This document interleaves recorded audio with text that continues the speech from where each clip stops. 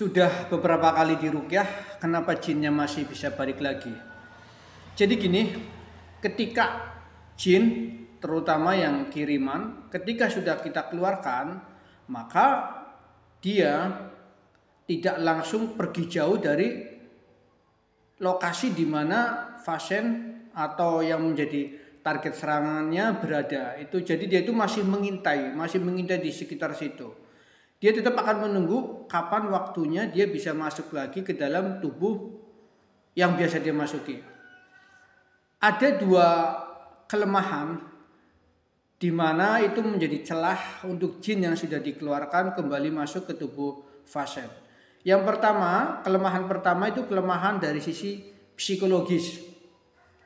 Jin akan mengintai kapan si korban ini, si target ini dalam posisi berputus asa, merasa hampa, merasa pikiran kacau, stres, tidak bisa mengelola stres dengan baik.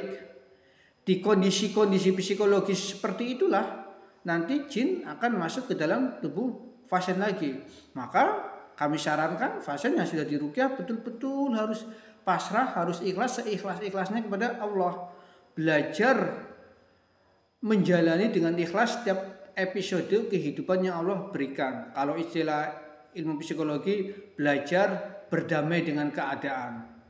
Dengan mengelola stres, maka kita tidak akan terpuruk. Ketika kita terpuruk dalam keputusasaan, dalam kehampaan, maka jin yang sudah dikeluarkan akan mudah masuk lagi. Lalu kondisi yang kedua adalah kondisi lemah iman atau lemah ibadah.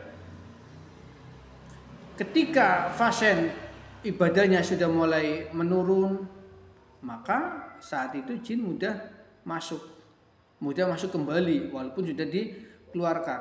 Maka ketika umpamanya dengan baca Al-Quran sehari selembar masih sering kerasukan, masih sering memasukkan, maka harus ditingkatkan. Jadi sekian lembar atau syukur-syukur setiap hari bisa konsisten 1 juz. Ketika zikir 100 kali umpamanya jin masih bisa masuk, maka harus ditingkatkan zikirnya.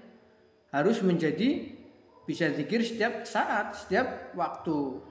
Ketika hanya dengan sholat wajib jinnya masih bisa masuk lagi, maka harus ditingkatkan dengan sholat-sholat sunnah. Begitupun dengan amalan-amalan sunnah yang lain seperti puasa dan lain sebagainya. Jadi makin banyak gangguannya, makin sering masuk jinnya, maka seharusnya makin meningkat ibadah kita. Tujuannya biar apa? Agar menjadi tameng. Sehingga jin itu tidak betah, sehingga jin itu tidak bisa masuk ke dalam tubuh kita. Jadi dua sebab itu yang membuat jin masuk. Pertama, lemah secara psikologis. Misal dalam keterpurukan, keputusasaan, rasa hampa, kecewa, dan lain sebagainya. Lalu yang kedua lemah ibadah. Ketika ibadahnya merosot, maka jin yang sudah dikeluarkan akan mudah masuk lagi ke dalam tubuh pasien.